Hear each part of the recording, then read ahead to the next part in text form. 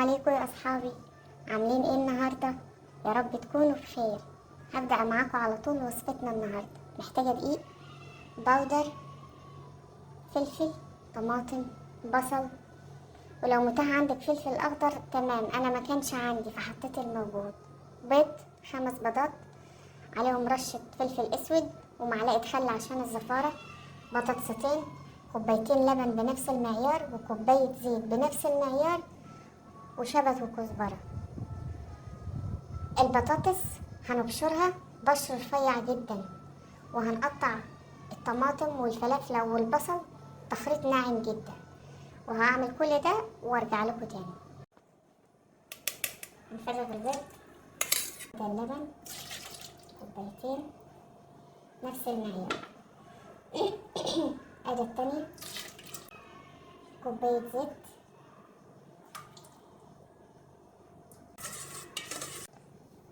ادي البطاطس بعد ما بشرناها بنعصرها.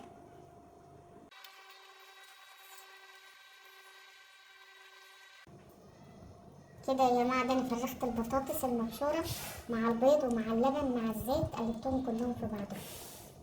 نبدأ بقى نجيب ايه الدقيق بتاعنا واحدة واحدة،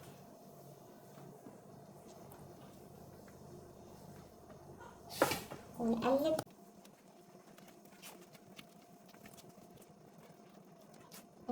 ادي اول كمية، ليه واحدة واحدة عشان ما يتكتلش. حلو اوي كده. هنبدأ بقى احنا هنا كده ننزل الخضروات بتاعتنا. ادي الفلفل الاصفر،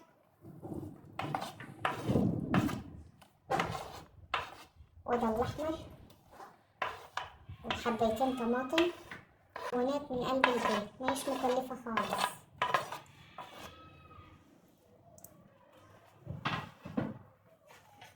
وننزل الشبت والكزبرة،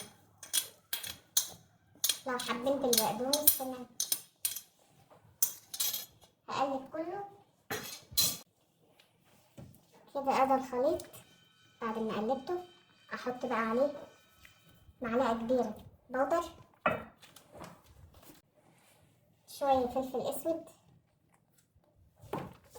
طبعا احنا ما حطيناش ملح خالص، شوية ملح.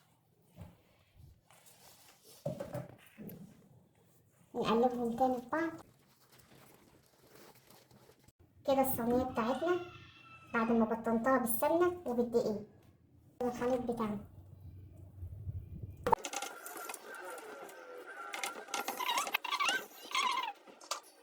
يلا هنبدأ نحط الجبنة بتاعتنا.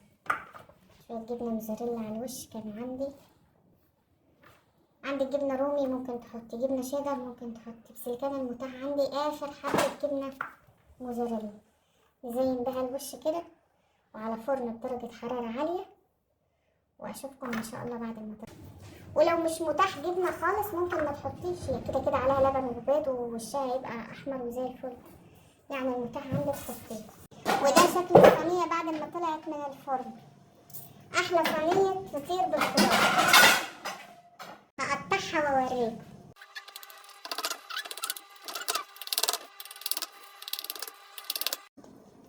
شايفين اهي.